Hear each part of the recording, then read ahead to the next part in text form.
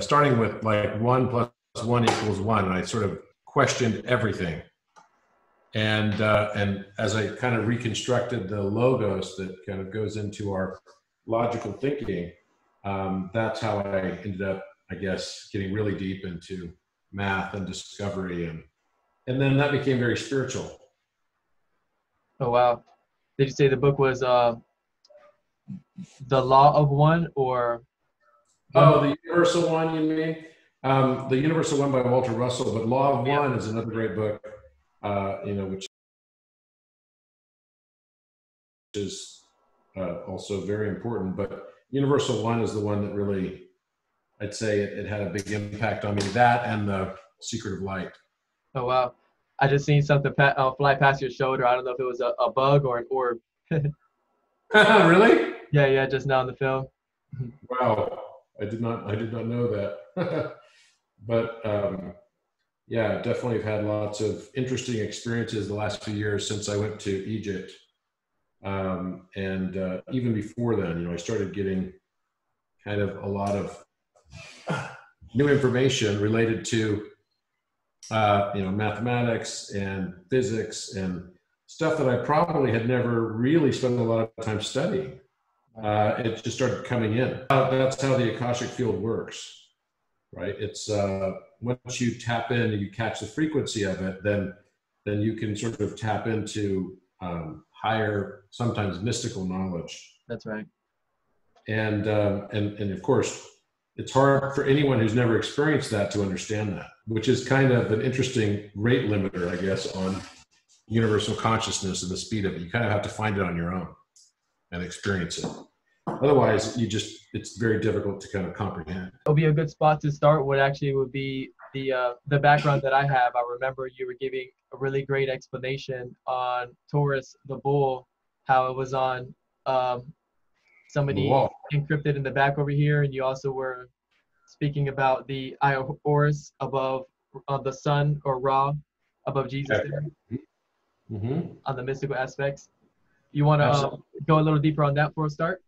Sure. So before I get into that, I guess about in 2017, I went to Egypt with a group called the Resonance Academy, and while I was there, I had a pretty profound experience. It was interesting because we went to visit a place called the Serapeum.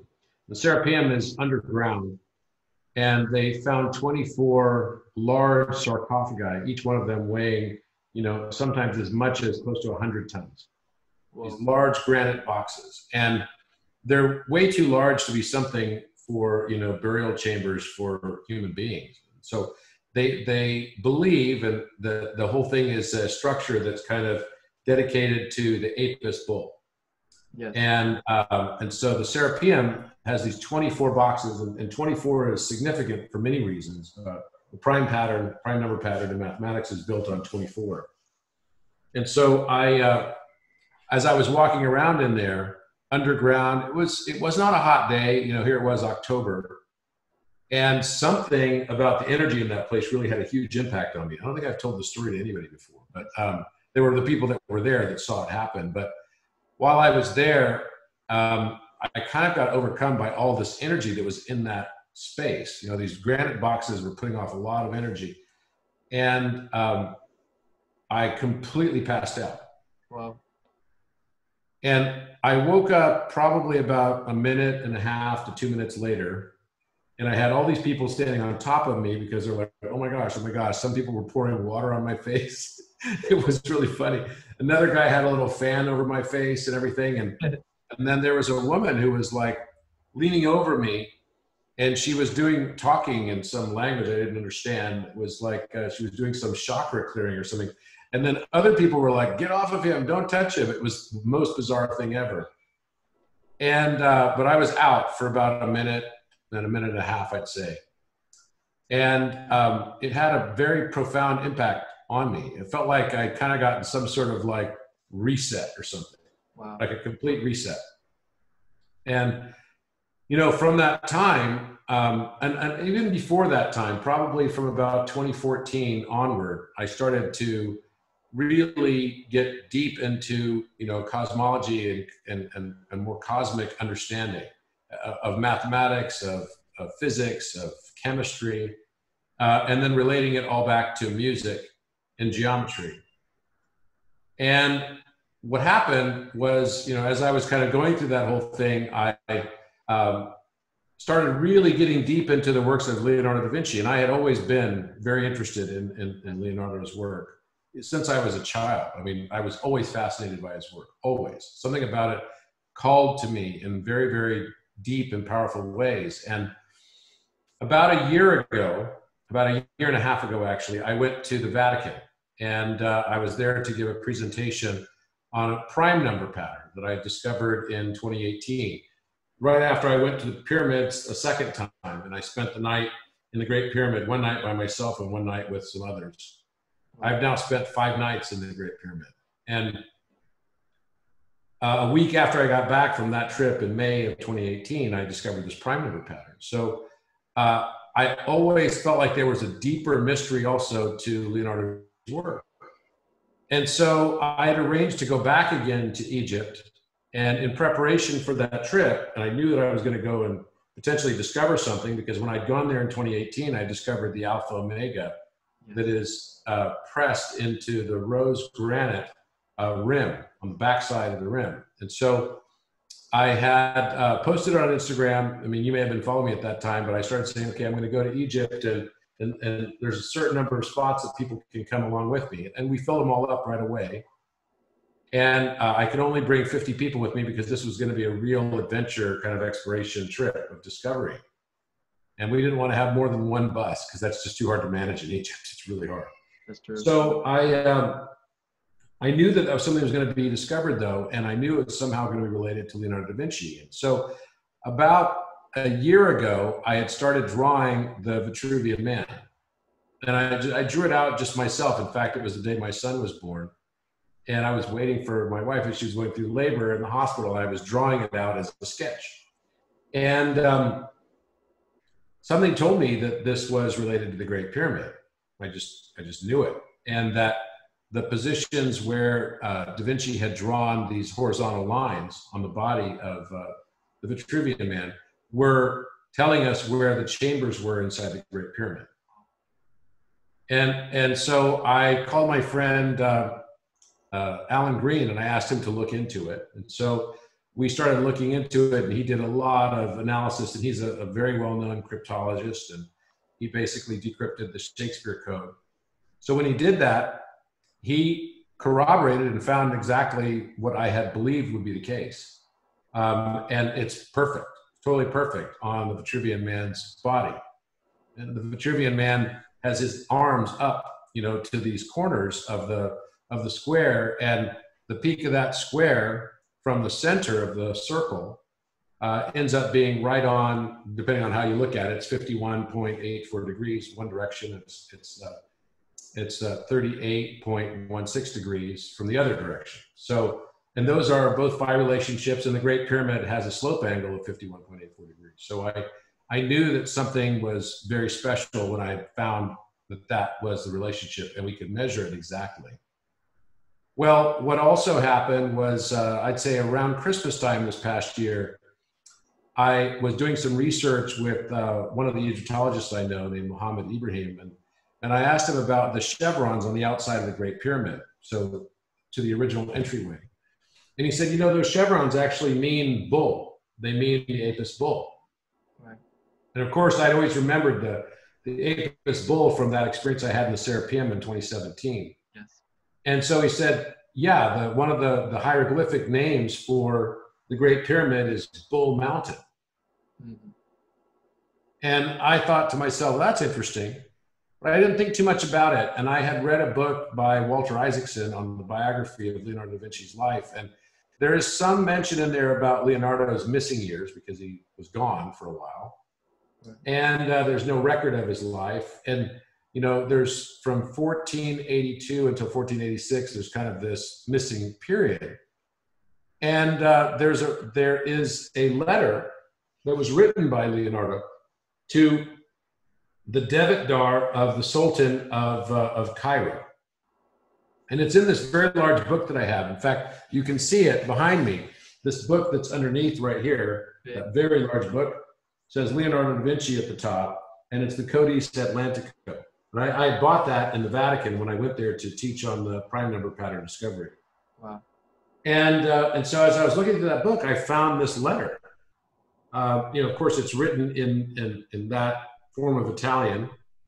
And I thought, why is Leonardo da Vinci writing a letter to the Sultan of Cairo? And it was listed actually as the Sultan of Babylon, but then it goes on to say that this is not the Babylon on the shores of the river Chober, but rather the Babylon that is next to Cairo. In fact, the two are but one city. Wow. And so I was kind of amazed as I kept reading this reference of Leonardo da Vinci saying that at last we finally arrived in Cairo. And he's giving like a travelogue in this letter. This was a draft letter that was never sent, and which is unique in and of itself because that's kind of weird, right? And during that period of time, there was a fellow by the name of Sultan Kate Bey, or Kate Bai, and he was a Mamluk Sultan, and Mamluk means bodyguard. Yes. This was the time of the Ottoman Empire. And so Kate Bey was known as a philosopher king among this bodyguard sort of kingdom, I guess. And he had employed the assistance of many scholars from Europe. And so in this, Da Vinci is talking about how he was employed by this sultan to do some surveying work and architectural work, engineering type work that seemed very kind of cryptic and secretive. So Da Vinci chronicles his trip all the way to Cairo in great detail. And other scholars that have seen this letter believe that it's fictional because it has so much embellishment in it. There's a lot of unnecessary detail, and Da Vinci is not known for a lot of unnecessary detail. You know, he believes that the ultimate sophistication is simplicity. Yes. So, so this letter is widely discounted, although it is not at all believed to be written by anyone else other than Da Vinci. It is absolutely believed to be in the hand of Da Vinci. And unlike his other works that you would find inside Codex Atlantico that are all in backwards mirrored text, this is not, because it's a letter that was intended to go to somebody. Right. Well, what is most interesting about it is actually references Bull Mountain. And the reference that he gives to Bull Mountain is he calls it Mount Taurus. Now, the Greek word for Taurus is Tauros, T-A-U-R-O-S. Right. Now, I immediately recognize that as a anagram of sorts of the word Rostau. And Rostau, which is Tauros backwards, is the original name of the Giza Plateau. Wow. And of course, Taurus means bull, so Taurus Mountain. Now he even describes this mountain as having been covered in white limestone, simmered in the sun. And he describes the peaks of these mountains, because he references them as mountains, as being so high as they touch the sky. And there's never been another thing as high as these mountains, right? And obviously it's a reference to man-made. Then he even goes into a cavern inside this Mount Taurus. And the cavern is exactly described as what you would experience when you go in for the first time into the King's Chamber of the Great Pyramid. Wow. So when we realized that this was all just an encryption for the Rostau Mountain, the Great Pyramid itself, right. And we realized even the way he described that you have to walk into the King's Chamber, he says that you have to bend over with your, he was bent over like, because the height of that ceiling inside the entryway into the King's Chamber is only about, 4. All right, back on now. Yeah, I don't know what happened there. Yeah, that was the first time that happened. It said my internet did something and it cut back on. Very bizarre. Okay. So so anyway, what I was saying was that you have to kind of bend over to get into the King's Chamber. Yes. It's not easy to get inside the King's Chamber, right? It's kind of like bent over and kind of going back and forth and back and forth. And Vinci talks about this in detail. And so it was obviously a reference to the King's Chamber inside the Great Pyramid, which was very exciting for me because I knew that there was something about it, right? I knew there was absolutely something about it.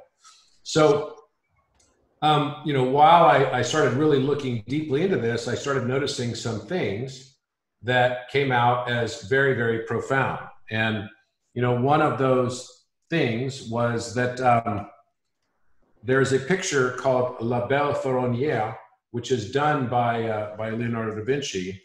And there's some rumor as to who the subject of the painting is. And actually, it's been believed that it's, you know, related. The Belle Ferronnière means the iron maker's daughter, right? And this picture is quite famous. And I noticed that there was something on it that was, you know, pretty significant and different that I had never noticed or seen before. And what I noticed was that there was an eye painted around her head. Now, this is a unique painting that, like Salvator Mundi, has sort of a dark background, a very, very dark background. And so as I looked at that painting and started getting into understanding it, I can actually do a screen share for you here. Oh, yeah. Share this. You can see what I'm talking about here. Oh, you have to enable the screen sharing. Let's see. I'm gonna make host on there because I'm not sure how to do that part, but you can do it from there. Say again. So I made you host so you can do it. Okay. Okay. So this is you know, the picture that you would find on Wikipedia, a high-res image of. Can you see this? I can. Yep. Perfect. So this is a high-res image, and what I noticed is that there's something around her head. You see this eye-shaped thing here? I do. Right. What is that? And then also I noticed that the way her hair has a sheen on it right here, going all the way around, almost looks like the iris of the eye.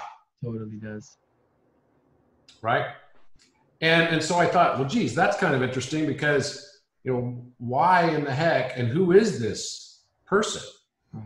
Well, it turns out that some believe in the art history community that is actually Anne Boleyn. Now, you might think, well, Anne Boleyn, isn't that the mother of Queen Elizabeth I? Well, yes, indeed it is. And it's one of the wives of Henry VIII of England who lost her head. Right.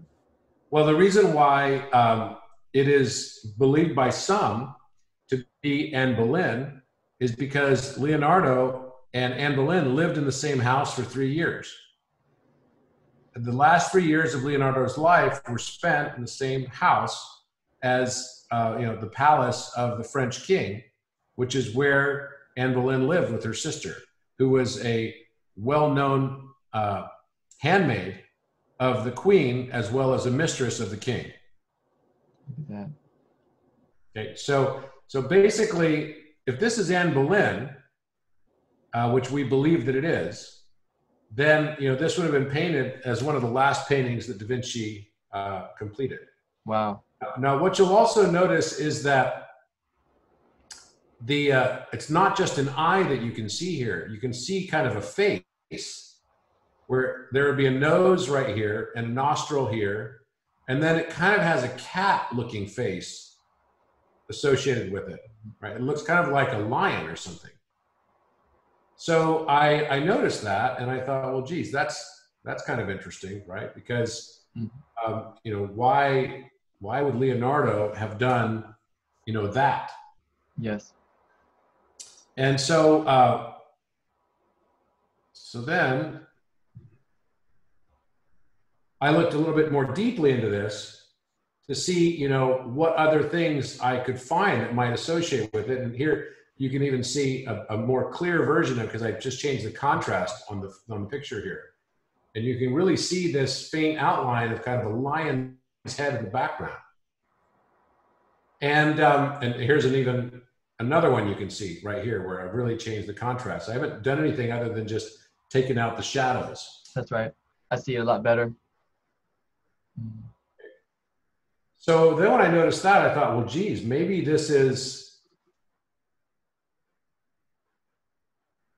on the other side, above the head of Jesus in the pediment, is a eye of Ra, and this is an eye of Horus. So you'd have a woman here, and her skin color is very much like a silvery almost color, like the moon.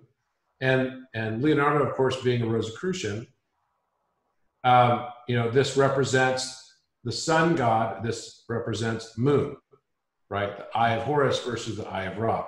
The eye of Ra would be your persona, the mask that you basically show to the world outside. The eye of Horus would be that which you hold back, the subconscious. Yes, subconscious. The animus and the anima, right? Mm-hmm. That's right. In Jungian psychology. So you can see here that in the Last Supper painting, that Thomas, the doubting Thomas, is actually pointing up at something. Oh. And what I noticed was that there's an eye right up here, right? And, you know, actually I have a very high res version of this I can pull up for you now. You should be able to see. You see that? I do. So here's the eye. It even has eyelashes painted into it. Yeah, it does. Right? And it's got kind of a slit for a pupil here. Yes. It looks kind of like a cat eye. That's right. And so you've got Thomas, who is pointing straight up. And I've always wondered, what is it that he's pointing up at? Mm. And, you know, I then thought, well, geez, if the left eye is the eye above Anne Boleyn's head, then what is the right eye? Right? Maybe they're meant to be connected. Yes. Right? I could also see here that this is a lion. So you could look at the lion from the side and you can see this as being his body like a sphinx. Right. And then right along here would be the mane from the side, and then a side profile of a lion, right into this back wall of the Last Supper. Can you see that? I do. So here's a nose, side profile. His eye would be right about here. Yep, I His can see it. right here. Right here's his mouth. And so I thought, well, geez, there's got to be something very interesting here because he's pointing up also, and what could it possibly be? Wow. And so then I noticed that, you know, of course, it kind of ties back to completing out this picture. You can see a front view of also the lion with the nostril right here on the left side, matching the nostril on the right side. Wow. Right? And it's like meant to be fixed, but it's only half and half, right? Because the eye of Horus and the eye of Ra have been separated. And that's part of Egyptian myth, right? Yeah. Which is the eye of Horus when Osiris was killed by Set and cut into 14 pieces. You know, the eye of Horus is basically the story of how Horus had one of his eyes plucked out, right? And this was the son of Osiris. And so basically this whole thing was starting to really stick out to me, right? And these are all pictures, of course, of our trip to Egypt. Well, what I started to also notice was that there were more things in that painting. And I started to also notice as well that there was, in fact, move this along. I can basically move this over. Okay. So if you look at this painting, now you'll notice as well that, okay, you've got the eye of Ra over here, but we started noticing there's all kinds of stuff in this painting. Okay. All kinds of stuff. I mean, literally like all through this thing. You can start seeing the letter A up here, right in the back, right? You can see another letter A painted above this tapestry right here. That's almost like in a script form of A. Oh, wow. I see that. Right. And then, of course, this is the Holy Grail, right, which is obviously notably missing from the picture. And then what is this box thing underneath Jesus? It kind of makes no sense, right? Yeah. Why is this here at all? That doesn't make any sense. So then we started noticing as well that there's numbers written up in this, above this tapestry here. Yeah. Right. And above the tapestry here. And you can kind of see it says like 246, 246. You can see them over here, especially. Now it's kind of not getting a totally clear view here, but 246, 246, right along this tapestry. So what does that mean? And then also notice that there is a alpha in a Renaissance style script, an A right here, then a Q, then a W. Oh, yep. Which is a lowercase omega. Now, I had found on the rim of the sarcophagus the alpha omega in 2018. Oh. And I also noticed that it looks like there's a face inside here in the tapestry, and it has horns. See the horns right here? There's the horns. And then you see this cow's head with 2 nostrils and 2 eyes.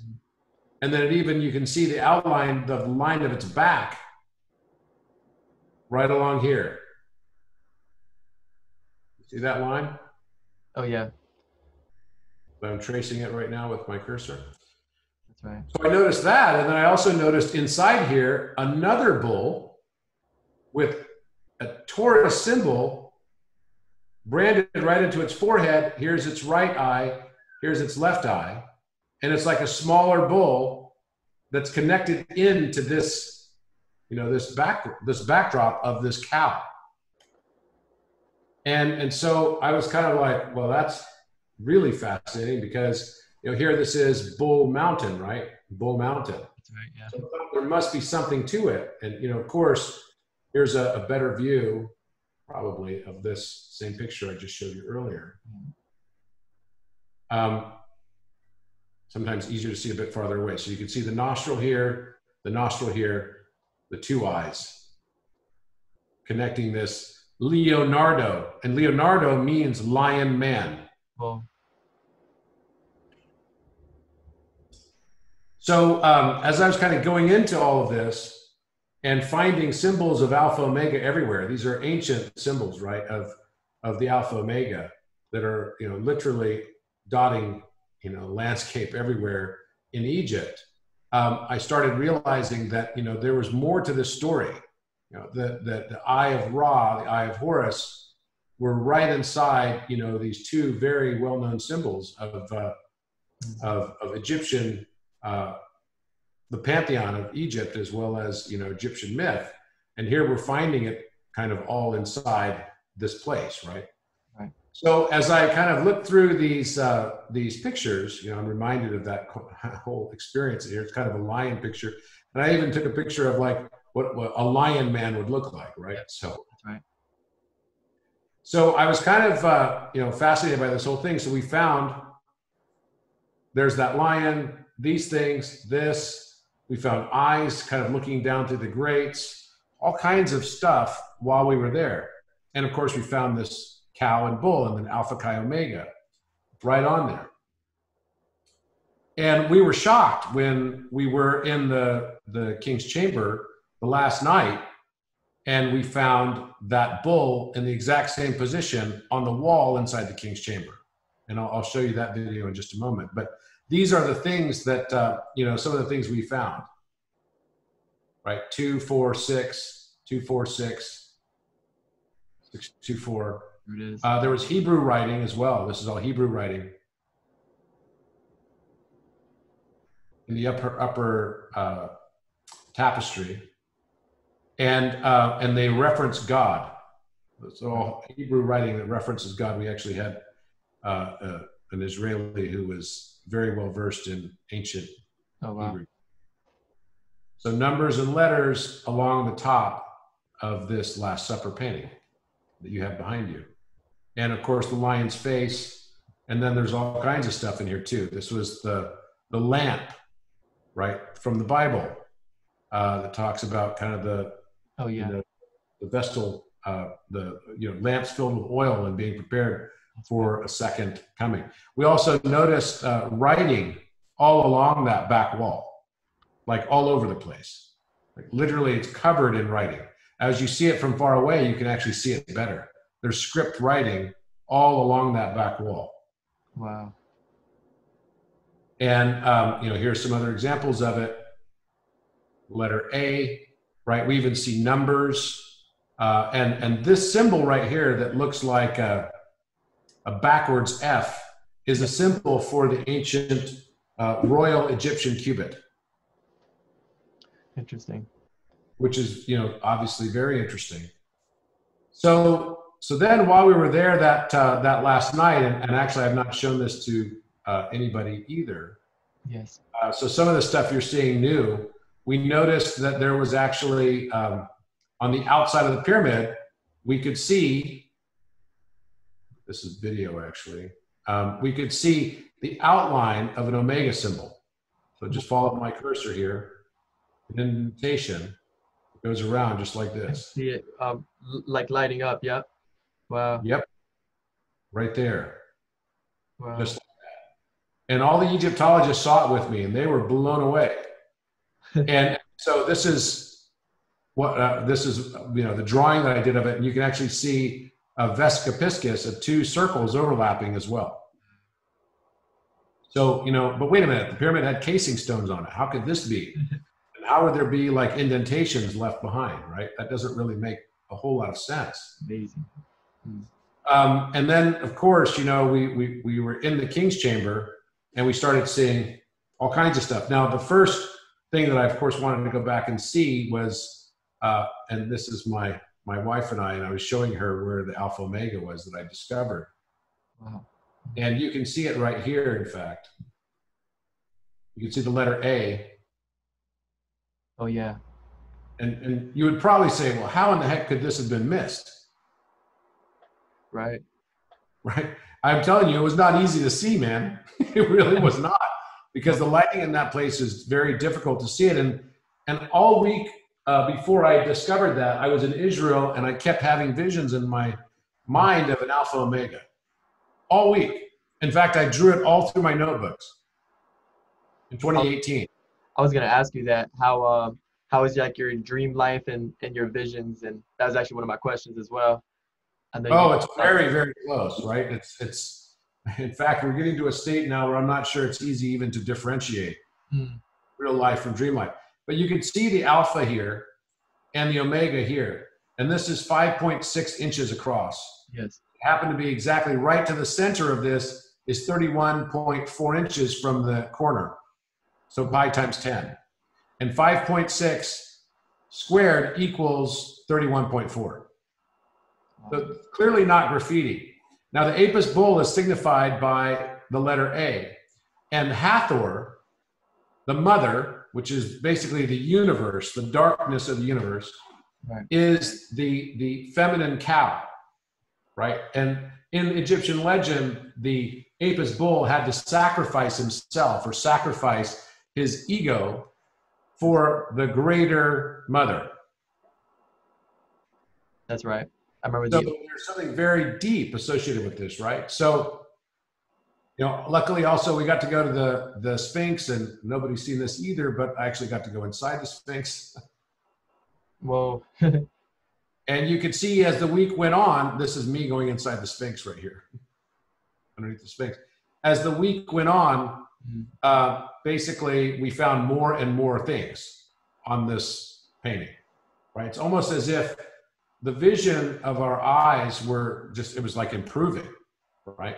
Wow. And we found literally 8 things inside the King's Chamber, which I'll show you in a moment, including, you could see here as well that there's literally eyes looking down, through the rafters, right? Of like something right, inside this. And, here's another one. They almost look like demonic. Right. Right. You see this eye right here and another eye right here? I do. Covering the face. Right. And again, you kind of have to look from a little farther away to be able to see it, because some of these are kind of green. I've noticed a lot when, like I look at pictures like the Ark of the Covenant, when they found it, you see all these extraterrestrials, interdimensional beings with the faces on them. Yeah. Mm-hmm. I mean, here's another good example of one, right? Which is, this is right from the ceiling. And look, you can see 2 large eyes. Oh, the yeah. face right in the middle. Right, you see the eyeball right here? You see another one right here? Looking down, which is kind of a eerie thing, right? So, While we were there also, we found where there was writing up under the chevron. And this writing is significant because it's pronounced Dibber or Devir, which in Hebrew is a reference to the Holy of Holies. Mm-hmm. And this is a Proto-Hebraic text, very, very ancient language. And we found this right inside the basin. This is my colleague, Alan Green, right, looking, and you could see it right across here, right in the middle, underneath the chevrons, to the original entryway. Wow. So, you know, this was an incredible week. And then, of course, we stayed one more night on March 1st. And then I went back. It was only a small group of us. And that one more night we stayed is when we got, you know, all the big discoveries, candidly. 8 of them, right? Yeah. Mm-hmm. And of course, that's representing you discovered new beginnings. Yeah. Right. So, you know, we were looking on the outside of the pyramid that day. I was taking a lot of pictures on the outside, and I noticed that there looked like it was almost like a snake shape. Oh, yeah. Coming down this, right? That's right. Can you kind of see that? This would be the head coming down. And so we were kind of chronicling the whole experience from the outside of the pyramid. And we saw also, you know, a phoenix, all kinds of stuff on the outside of the pyramid. But that night we went into the king's chamber. And while we were there, you know, this is one of the videos that we took. Try to straighten this down. Show the horns. So this is the face. Right. This is the body, the legs. This is the body. Here's the horns.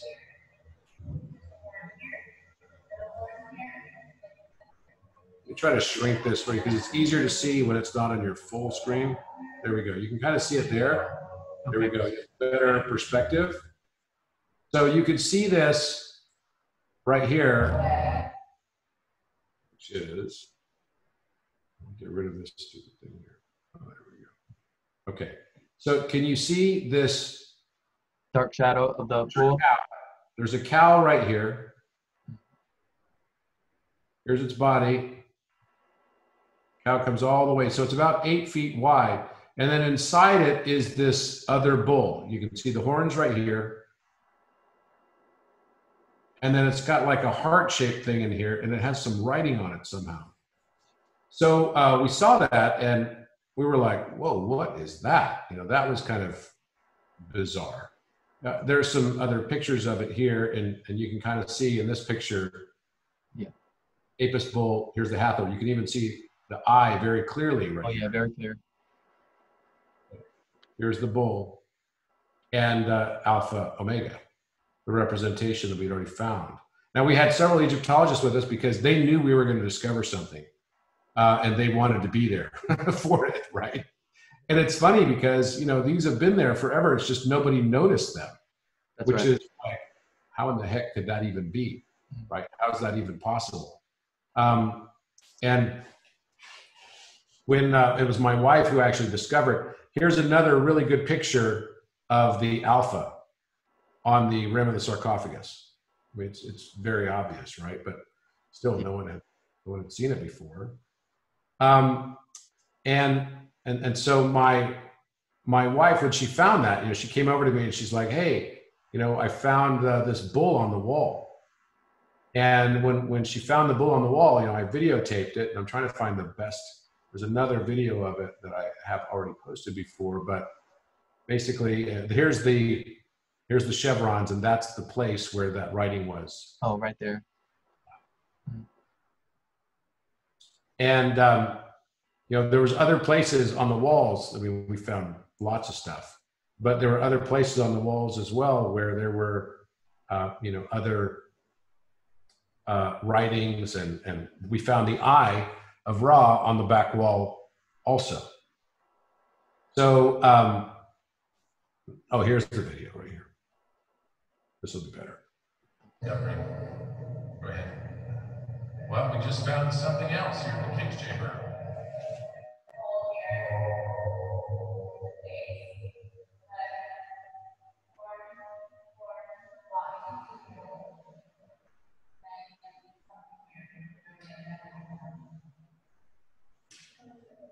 And this was even before we had noticed, it took us to look back on the video to notice the outer cow, the larger cow, which then matched perfectly what was in the Last Supper on the same wall, in the same orientation. That's when I started realizing, I'm like, wait a minute, the Last Supper is actually the King's Chamber.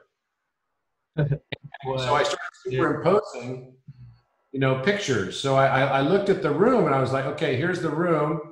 And if I get it in the right aspect ratio, right, the dimensions are matching. Okay, so it's just that the Last Supper is drawn in perspective. So then I superimposed that picture. I took that back wall and matched it perfectly to the back wall here. You can see the lights, where the lights are from the King's Chamber, those blue lights. Wow. And then the floor matches up perfectly to where the feet are for the apostles.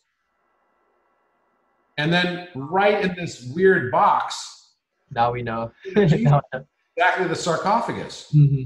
That's right. Wow. So that's when we were like, whoa, so what do these windows and everything mean? What's he trying to tell us? And then right on the back wall, we found the Eye of Ra in the exact same position. Now, of course, these were harder to see, but they were clearly there. Yes. And basically, we found, here's another thing we found that kind of looked like a bizarre alien face almost. So Yeah, it's got an eye here, another eye here, and like a mouth right here on that back wall. And then you've got an eye, the Eye of Ra is right here. In exactly the same spot it would be inside the Last Supper painting. So here's the eye, here's how it basically goes, goes all the way out. So it's exactly the shape of the Eye of Ra. And these are, of course, very, very old, right? So, I mean, it's not going to be easy to find this. Here's that kind of alien looking face again, right? And then there was something that was creating this luminescence here on the wall, which I still don't understand what it was, why it was creating that.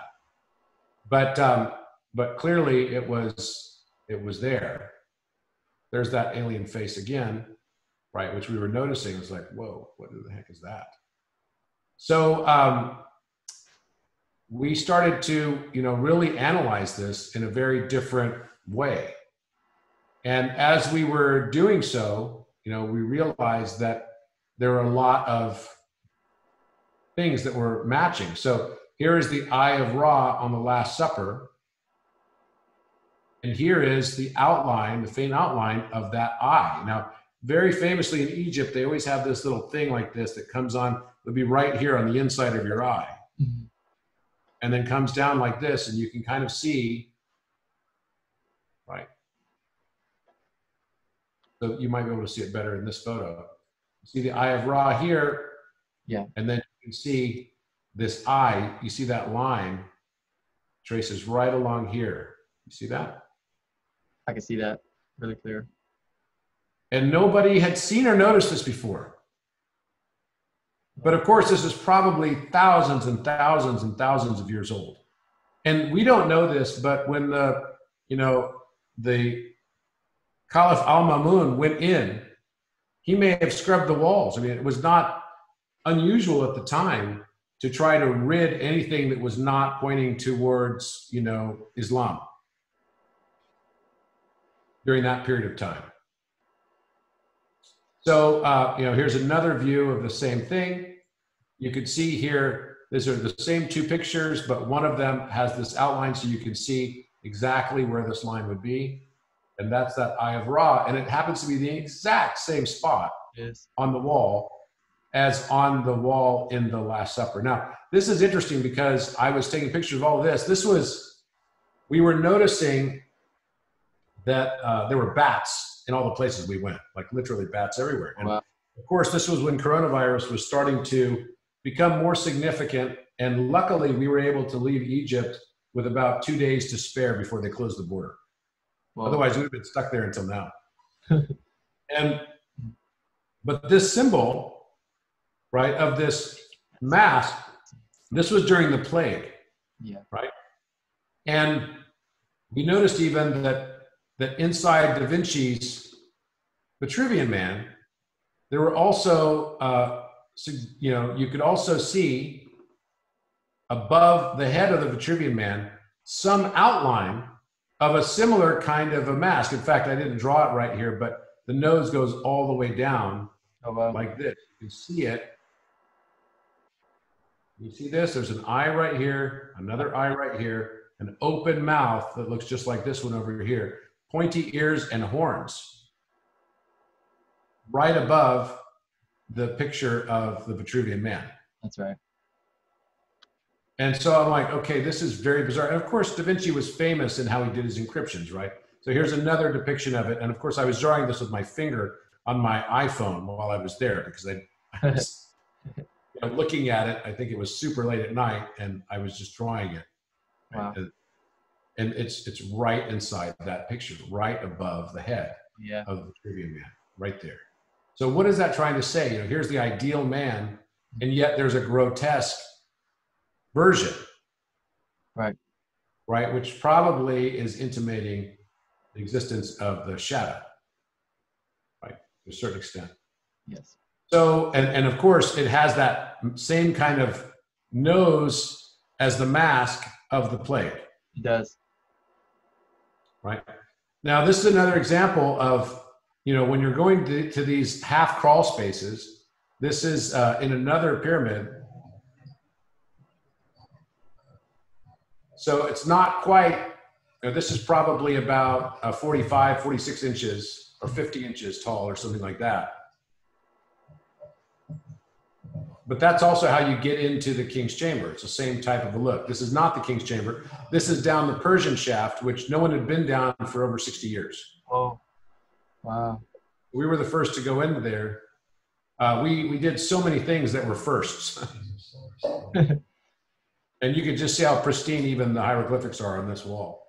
Hieroglyphics are very common all throughout Egypt, but you don't find any inside the pyramid. Oh, wow. Pyramid. So, so that was the trip. So then the bigger question is, what was inside the King's Chamber? It just so happens that the sarcophagus fits perfectly the size of the Ark of the Covenant. It does. And is that what Leonardo is basically trying to say with this Last Supper painting? Is it that this is the Ark of the Covenant?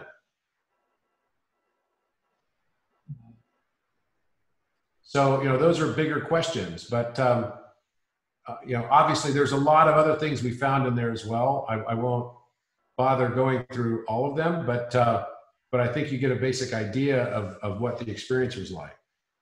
I definitely do. I see a lot of the messages with the alpha and the omega and the consciousness and the representations behind it. It's like he's saying, where once we're awakened, we can be above the point of the laws of this external world, how they're reflections of our inner conversations.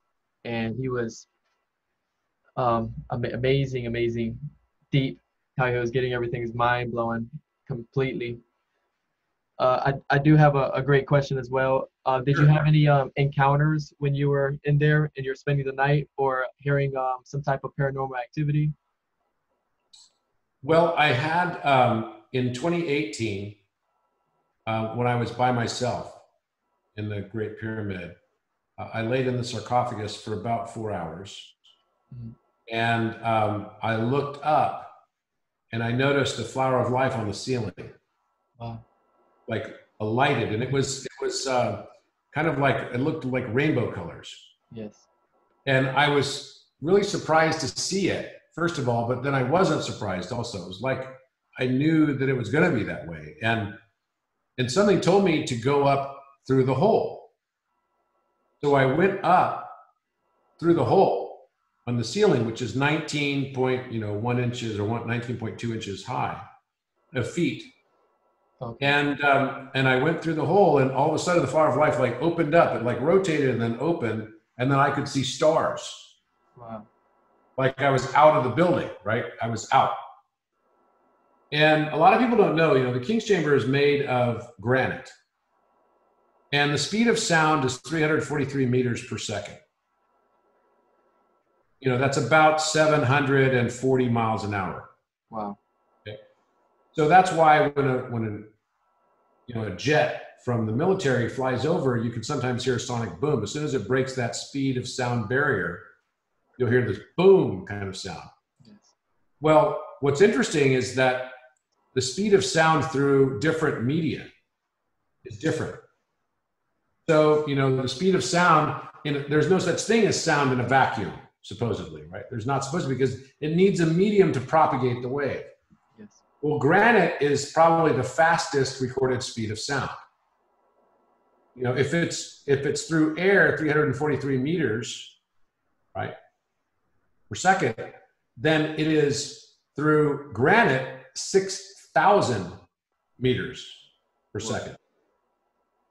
Okay, so when you're inside the King's Chamber, sound is traveling much, much, much faster than it is when you're outside of it.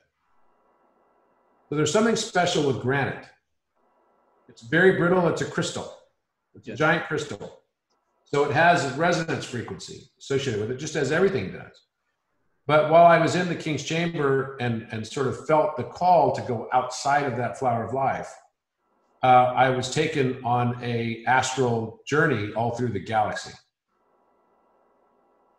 And I don't talk about it very often, but I love it. And I had kind of in a bizarre way, there was like someone there to help guide me.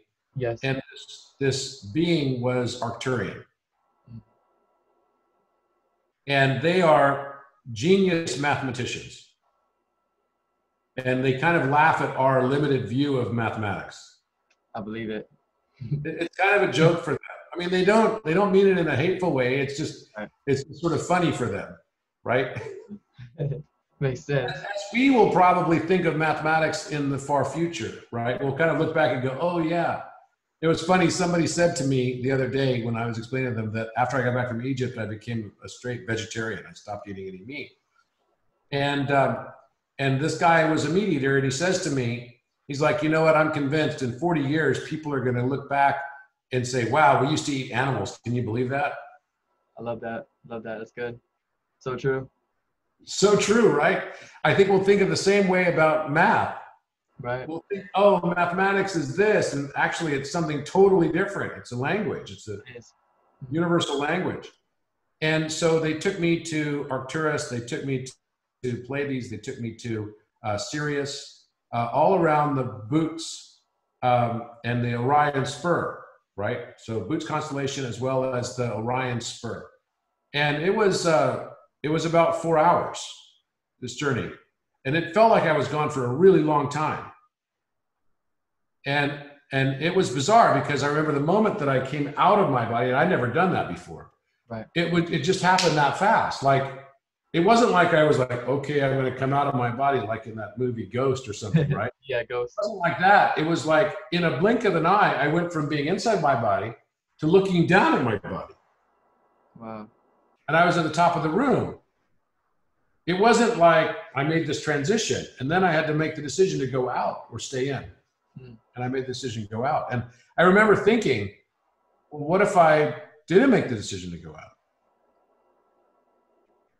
But, that lasted for an instant. But I knew that I was there for a reason. That's right. And so I went all around, and he answered questions for me. And they're not even with a physical body. They are more like spirit, as we would consider spirit. They're like these blue spirit. But you could see the outline of their faces and everything. They look humanoid. And in fact, they call themselves humans. Wow. They're just not bounded by time.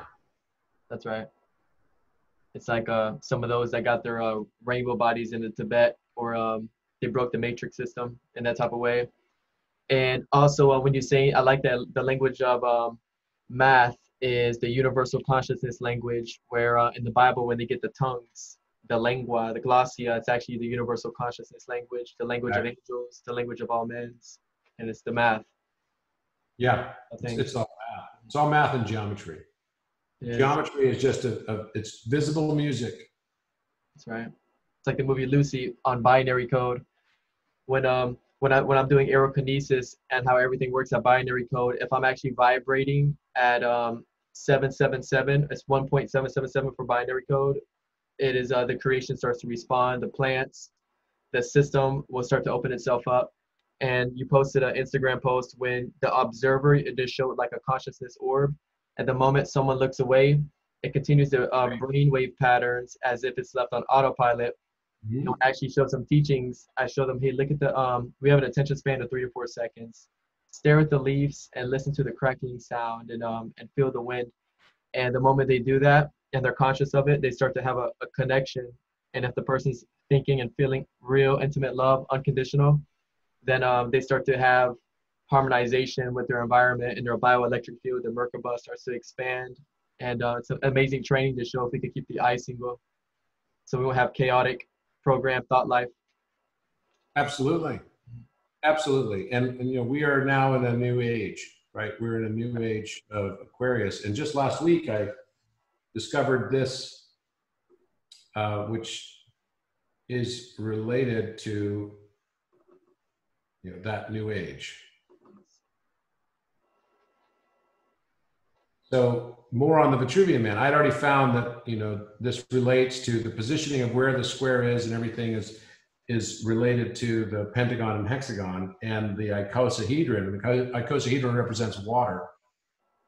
And so this is also a symbol of the water bearer, which the constellation has his legs spread in a similar way. And you can even see the shape of the waves of Aquarius when you rotate the hexagon and the pentagon. But what I also noticed was that if you inscribe a equilateral triangle inside of this circle by Da Vinci, and then you inscribe a circle within that fills this measure and this equilateral triangle using 4.32 inches as the measurement for 432 hertz also, right, which is also the square root of light speed in miles. Right, it's 432,000. Basically, you know, when you take 432, excuse me, you square it, it comes out to 186,000 miles per second. That's light speed. Now, I had already found that that the equilateral triangle that had 7.3205 as its side length was very special because, you know, it has, if you cut that triangle into 2 right triangles, it would have on one side a value of 3.660254, and then the height would be 6.33. So you got the symmetry between 366 and 633, and the two add together to 99999, right? and so if you put those 2 triangles together into one equilateral triangle, I thought to myself, well, geez, that would be crazy if the length of that side is 7.32 inches based on a 4.32 inch radius, right? Right. That's kind of epic. And I had already posted on this saying that I called that the Trinity triangle, right?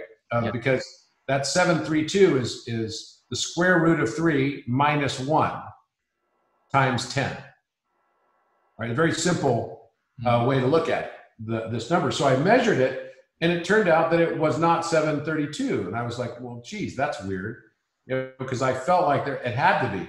It turned out to be 7.534 inches, right? This side length right here is 7.534 inches. But then when I did a conversion from compass and decimal, that turns out, because you have to take 0.534, multiply it by 60 minutes. That comes out to 32 minutes and 5 seconds, which then is exactly that square root of 3 minus 1 number, right? You multiply it by 10 is all. And you end up with that exact same value. So when the feminine, which is the circle, fills the measure of its divinity within this triangle, which is neither male or female. It can be both, right? A triangle pointed up can be male, a triangle pointed down is female. So it's androgynous. the Merkaba then becomes the merger of those two things, right? The ancient way of drawing the philosopher's stone is to take a square, inscribe it within the triangle, and then inscribe a circle within that. But that is flawed because that circle basically is then, it's akin to forcing the feminine inside the masculine box. Okay. It's not in balance. So when I drew it as being in balance and filling the measure of its divinity for the feminine and also representing the subconscious mind, the square representing the conscious mind, the masculine. When I drew that, and I realized that, wait a minute, this is the exact same proportions as the outer square and outer circle. And why Da Vinci placed that square at the base of the circle? Because it's identical to this square matching within this circle. It's the same relationship. You see how much this is pointed out on top of that of the circle on both sides. Right. The same thing is happening right here. And he even, I was always wondering for so long, you know, why is it that Da Vinci had placed these vertical lines on the arms, on the armpit, on both sides? Because there's no chamber that we could find there yet, right? The chambers are related. This is where the king's chamber is, exactly right here when you overlay a pyramid on top of this. And this is where the grotto is, exactly. So this would imply then that there must be some other chamber deep under the pyramid right here where the knees are, right? And then also right on this top of his forehead and right at the crown, right? And there's also one right at the throat chakra, okay? So what I found though was that when you allow the feminine to fill the measure of its divinity and it's in balance with the masculine, then you have true balance, right? And, you know, not only that, but Da Vinci had drawn these lines to show us exactly where to mark the square. Right. On both arms. And also showed us the exact height of the square by overlapping this vertical line with this line right here. Wow. So, you know, clearly it's an encryption. And then from this, you find Euler pi, the square root of 0.5, the square root of 2, square root of light speed. The separation of light from darkness is Euler and pi.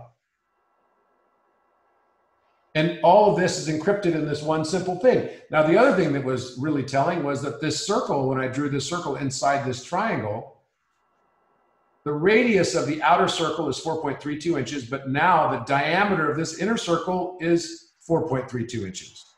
Wow. Right on. So that means that, you know, from the base here to the middle at the navel is 2.16 inches. And then from here to the top of the square is 1.37. That's the golden angle. 137.5 degrees is the golden angle. And what is left is that inner circle, which represents the super conscious mind, is 11.111, 5 ones in a row, inches as its circumference value. So I knew that this is a symbol for, you know, higher order thought.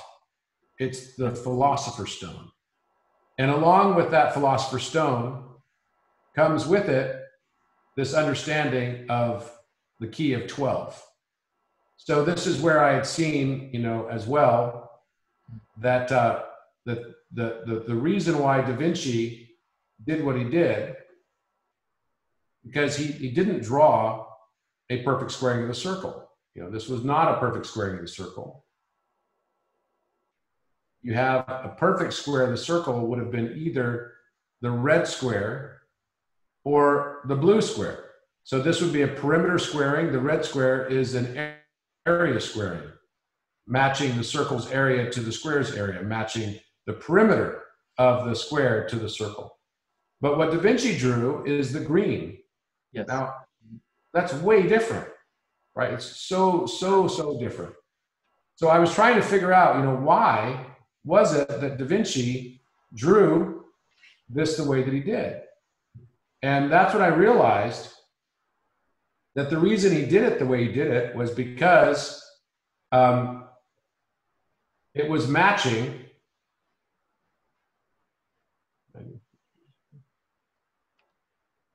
This is a picture of, you know, this rotating square and a rotating. Okay, when it moves in motion.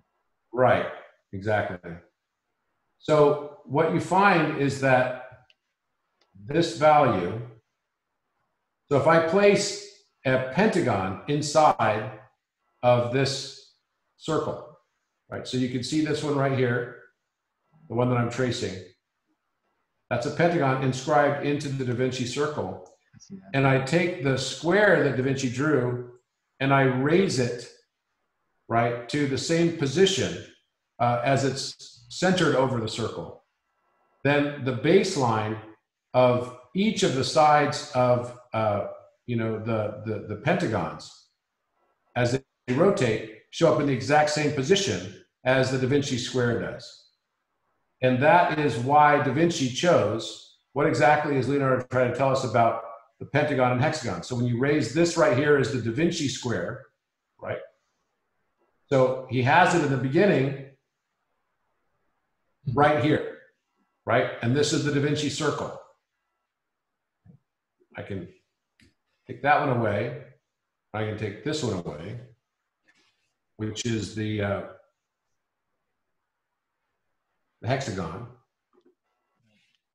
Right, if I just kind of dismantle this hexagon all the way around, you can see what Da Vinci has done here. So basically, you can see that there's the pentagon right here, right? I can take this pentagon out. Now, this is the starting point of the Da Vinci square and the Da Vinci circle, right? It's the same one, identical, same proportions and everything. Now, I put a pentagon inside here. Okay, and you can see the pentagon is touching each of the lines, right? Going around. Now, let's say that I take the square and I place it over the center, right? I'm placing it exactly over the center of the Da Vinci square, or Da Vinci circle, right? So now this is centered on top of this circle. What do you notice? Well, the exact position of the centering of that square, which is directly dependent on the size of the square chosen by Da Vinci, is landing exactly where an inscribed pentagon would be inside that circle. I see that. Mm-hmm. You see it? So as I take that and I rotate it around, what you'll then notice is that it's also telling us about the icosahedron, because now it's popping into the 3 dimensions, right? Wow. This whole thing is now, and then you'll see as an icosahedron, you can look at it as a hexagon or you can look at it as a pentagon. This is a pentagon in perspective right here. Yes. Mm-hmm. And you can see a pentagon right here. Right. What was that pentagon of green now pops out to like a little mini pentagon pyramid, right? And looks like that. So then I started noticing, of course, that all of this was basically pointing to this icosahedron and to this relationship between Euler and pi, and the separation of light from darkness, which then gives us this pattern right here. So this is the Da Vinci square in green. Yep. And you'll notice also that a circle exoscribed around that square has a length of pi 10. So it took the Da Vinci square, the exact proportions of it, exact size of it, gives me a circle of pi. And then when I do the same thing for the Da Vinci circle, it's giving me a value that is the Euler number. Now, Euler times 1/3 plus pi times 2/3 equals the integer 3. And that's a very significant number because even Einstein referred to light speed as 3, right, in meters per second. So here's the Da Vinci square, here's the Da Vinci circle. We're now getting this separation between darkness, which is Euler, and pi, which is light. You taught me something big just now, that I just learned is so the language, when it has to do with time, is you start to speak the language by either slowing things or speeding things up. So a fourth dimensional being will see something like a shape moving all the time. So it Mhm. understands the full complex of it. So when you start rotating the shapes and seeing it in those type of angles, you can start seeing the language, and it just opens up stuff that it's on the tip of your tongue. So when you start writing it down and expressing yourself, you start to pull out the full thing that's already within you. Yeah. That's amazing, because this is actually, like you were saying about math, in about 40 years time, where we're all speaking this language and moving on from there, when we stop looking at a 3D perspective and we start to transcend. Right. Right. And that's what it's about, that we're going to our next level, right? Yeah. The whole thing here, everything Da Vinci is trying to teach us is about going to the next level. Right. Wow. And expansion. And really what I think of it as is, this, we're all divisions of the number one. And the 1 over x is like the DNA of a number, just as our DNA would be like our reciprocal value. Yes. That there is a spectral reflection, a spectral absorption. And we stand right in the center of that. And the spectral reflection is what we see ourselves as. But actually, we're both. Mm-hmm. We are both. So it's a very simplistic universal equation that is pointing us to the separation between the conscious mind and the subconscious mind, and the experience of duality. And it's a very beautiful thing. And the reason I like to use an iceberg is because the iceberg above the surface of the water thinks that that's all there is, and that the whole world around it is separate. But what if all the stuff that it perceives on the surface of the water and above it, in the sky, the sun and the moon at night, and the boat on the surface of the water, and the birds, what if those are all just projections of what's underneath? That's right. And it experiences this concept of reality. Mm-hmm. And it doesn't realize that there's more of itself to experience. It put itself into this game to learn to wear masks. That's right. And it might even fall in love with its own mask. Right. And that's what we call narcissism. But as it starts to expand its consciousness and realize that everything around it is also just a projection of it. So true. And then we see, here's the good, here's the bad, here's the bad and the good, and here's the good and the bad, and this is life, right? It's both sides, but actually everything is back to one. That's the truth. That is it. And we also often fall in hate with our subconscious. We don't like ourselves. Right. So I think the larger message here, the much larger message here, is to learn to transcend duality and recognize that everything emerges from the number one. That's right. I mean, it's proven right here in the spiral of Theodorus. And I could see here that Da Vinci used this as his backdrop. You can see where all these lines are matching up, framing the knee, the legs, right? All through this, framing exactly where his finger is on the edge of this point right here. And this is related to the square root of 31. Right? That the head is framed between the square root of 24 and the square root of 26. And this is a keystone in Rosicrucian wisdom. So, even though every single number can emerge out of this, because you start with just 1 inch and 1 inch, and then you have the square root of 2, and then you have another 1 inch side, and then you have the square root of 3, then you have another 1 inch side, and each at 90 degrees. It forms the entire spiral of all number series. It even shows how to make a human being through the math, the language, through the genes. Exactly.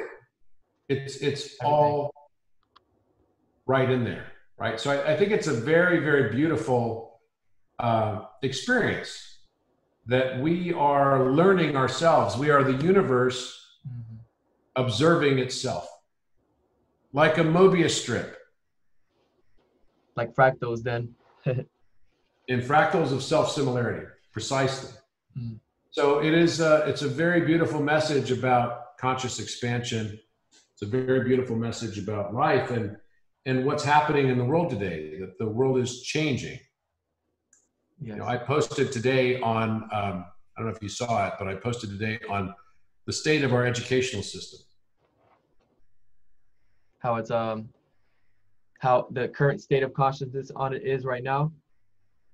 That, and also just, you know, how I'll pull it up real quick, and then I'm going to have to probably go. But you know, if you go to my page, actually, maybe best to go to Facebook on this one because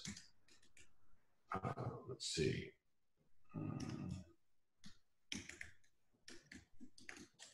Because Instagram really limits how far you can see down. Oh yeah, that's right. Mm-hmm.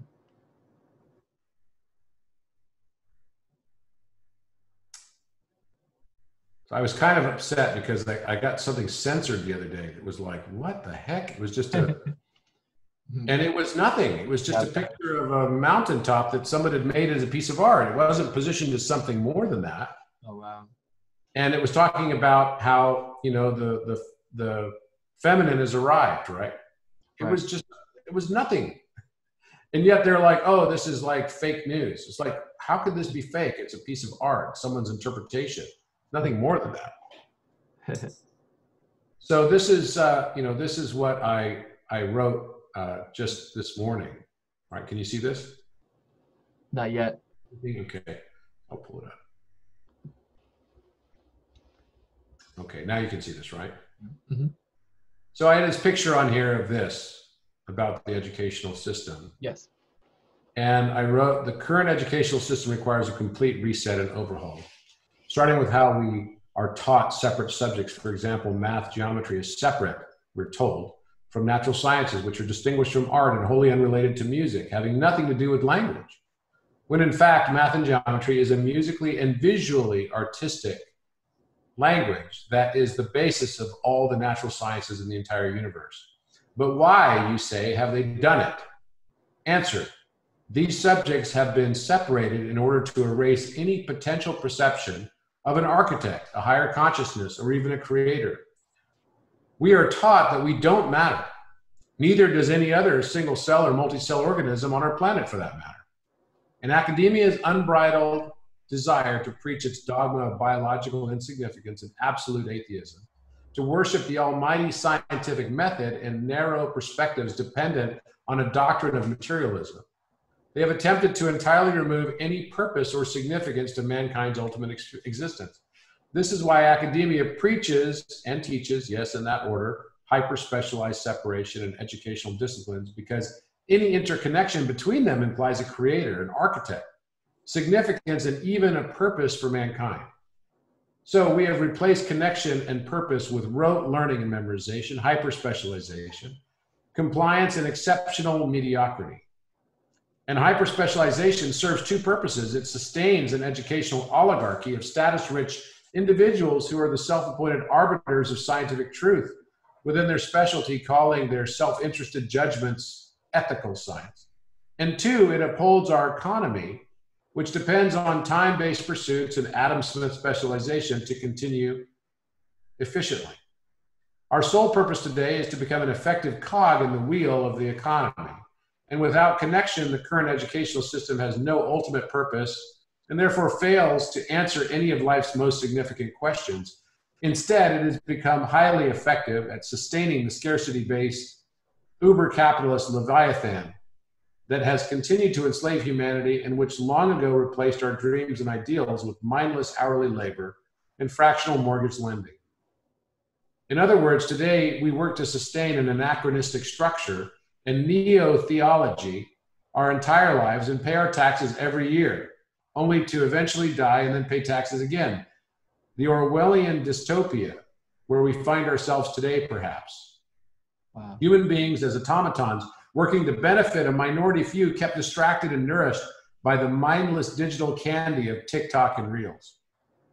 In contrast, the polymaths who made their major discoveries that became the basis of today's scientific and mathematical curriculum did so through interconnected interdisciplinary analysis as a direct result of an attempt to answer life's most profound questions.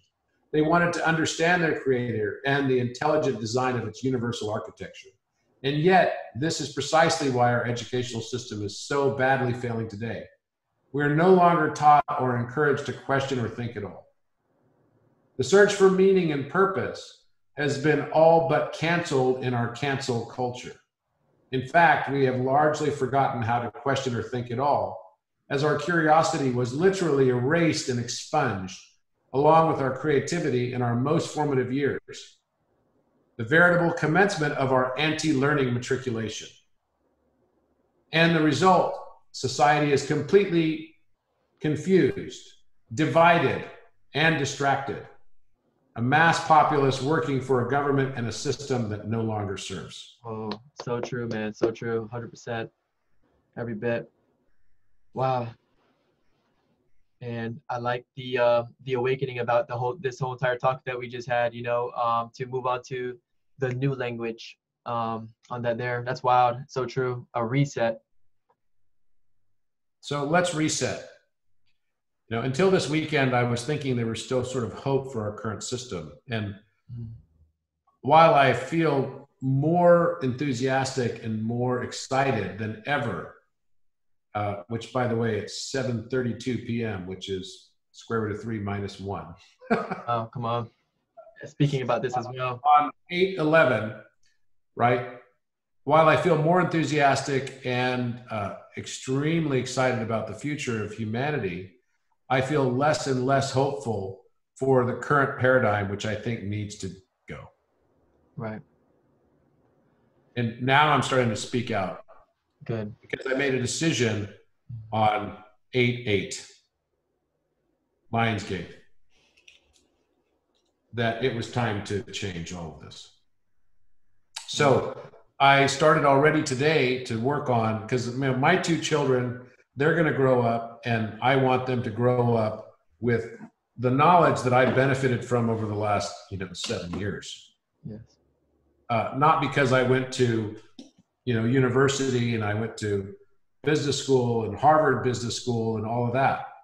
But to me, the knowledge that they need to have is one of wisdom.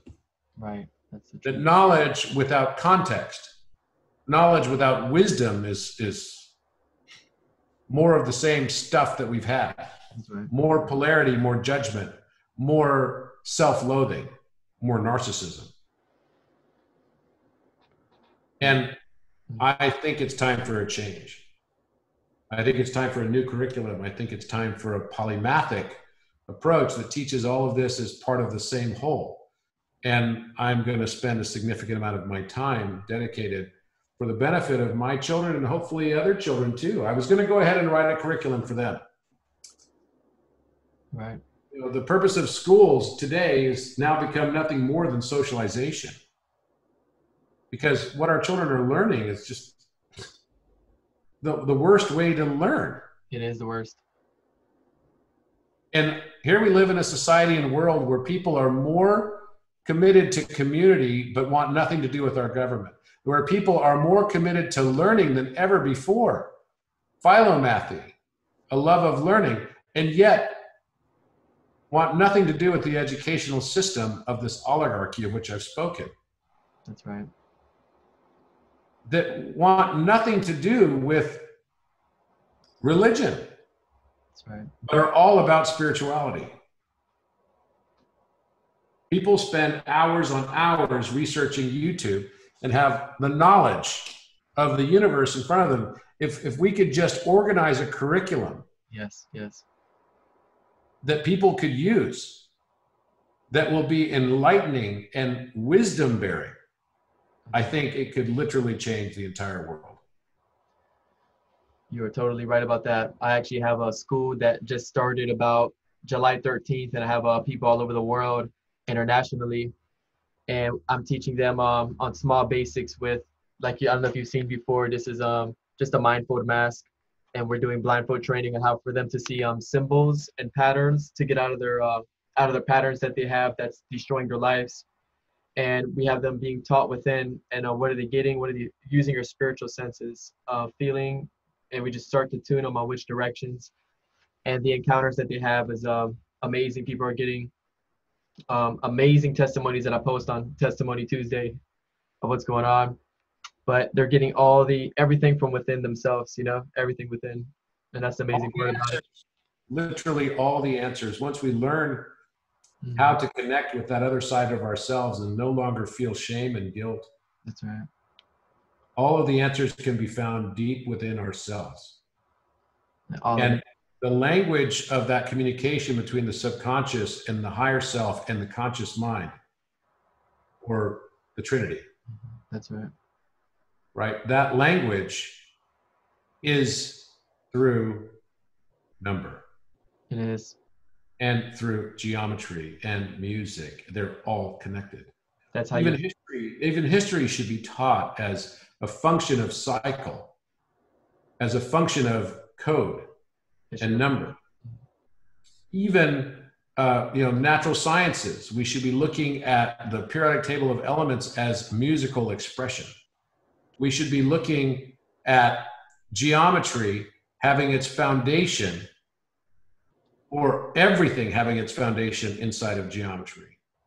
We should be thinking about these very complex mathematical equations as simplistic forms of geometric expression. It will change. We don't have to teach math as being so difficult. Right. Math is a function of being able to see patterns, is a function of the level of your consciousness. That is the truth. We can look at the world around us and say there are no miracles, or we can say that life itself is the miracle. That's right. And pattern, to me, is everywhere. It is. Yep. There are two types of things that we've discovered patterns in, and those that we haven't discovered patterns in yet. It's the same thing that I used to say about people that ride motorcycles. I ride motorcycles. And it's like, okay, there's two people that ride motorcycles, people that have crashed and those who haven't crashed yet, right? It's the same thing with patterns. It is how you start your day. You see everything working out patternized. You talk to somebody on the phone named John, you end up seeing a street sign. If we pay attention to it, and we can start decoding how it becomes more complex, like a tree. My wife plays this game where she's like, okay, think of something like you would never see, like an orange car. And then start counting the number of times you see an orange car that day.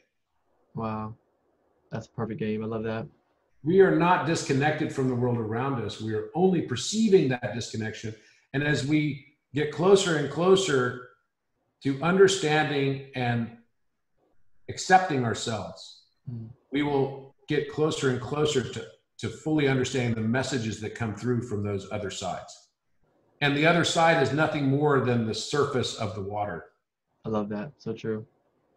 We perceive it as we are instead of as it is. And I love that exercise that you and your wife do alone.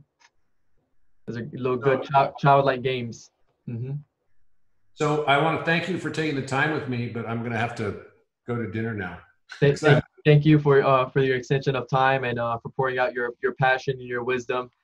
I was looking at your courses today on the internet on there because I heard you speaking about you speak about 8 different languages, and I know that you learned it from the basics of math, and you have a curriculum that you understand that we all can, and that inspired me so much. Instead of wavering so much of wasting time here and there, I can delve into it now because the last will be first. Since you took so much time, you laid the race down for us, and you can give me your time now on there. Well, what's funny is that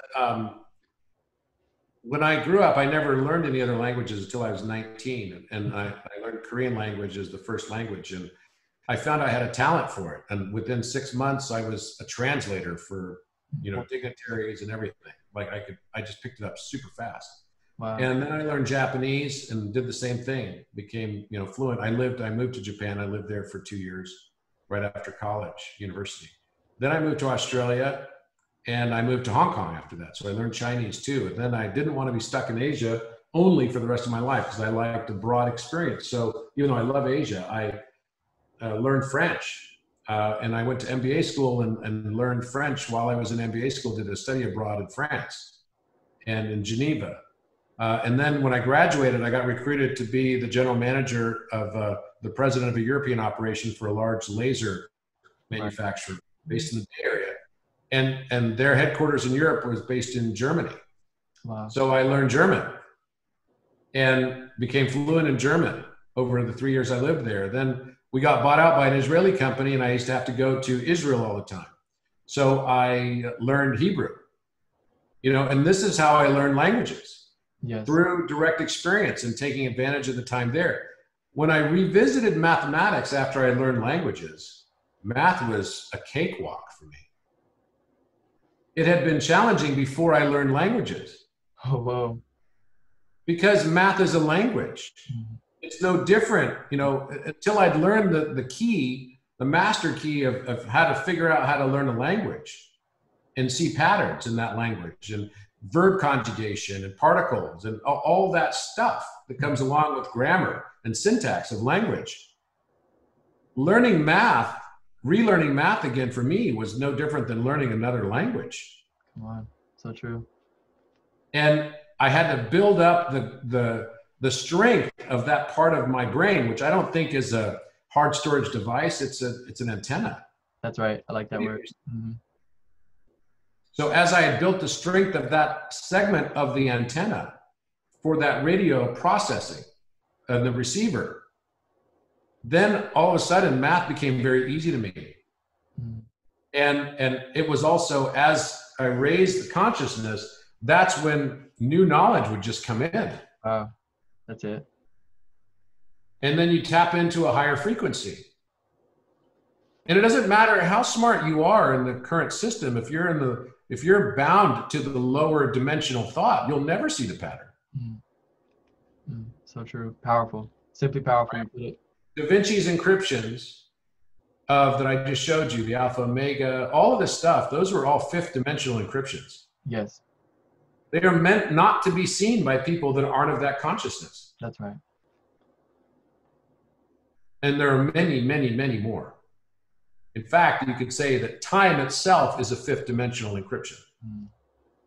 How do you break out of time? That is the encryption that holds us in to this lower level of consciousness, because all scarcity-based thought is based on time consciousness. Right. That time is finite. So therefore, we get paid for our time. Therefore, we experience everything in the specter of a vision that is, one day I'm going to eventually die. So I have to get the most amount of, benefit for my time. Well, that's all a lie. We don't die. That's right. Our spirit, our soul doesn't die. And if you don't break out of this, you'll just come back in the same iteration again on another roller coaster of the same three-dimensional experience or four-dimensional experience plane. It is true. Every person that goes and ascends to a fifth-dimensional frame, one more has to go down and descend to a second-dimensional frame, because everything has to be in balance. That's right. That's why we can easily get fooled on things like the earth is flat.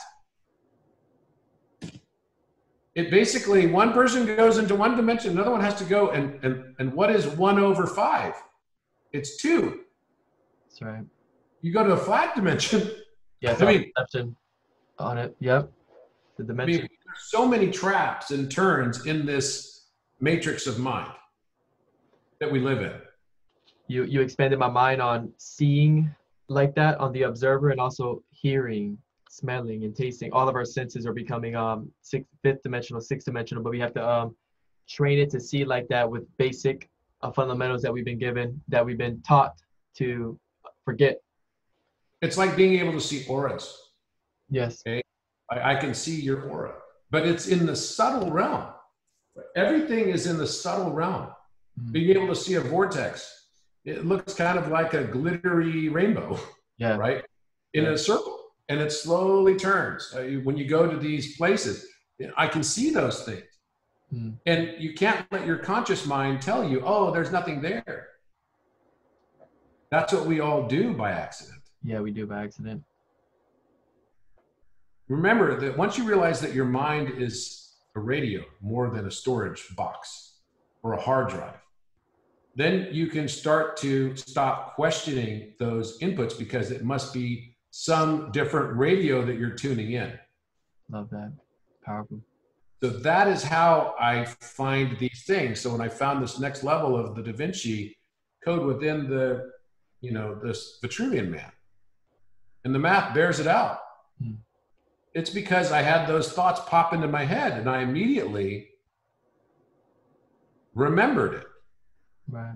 Remember, everything that we're experiencing, time is both past, present, and future all at once. It's only us that is making this differentiation.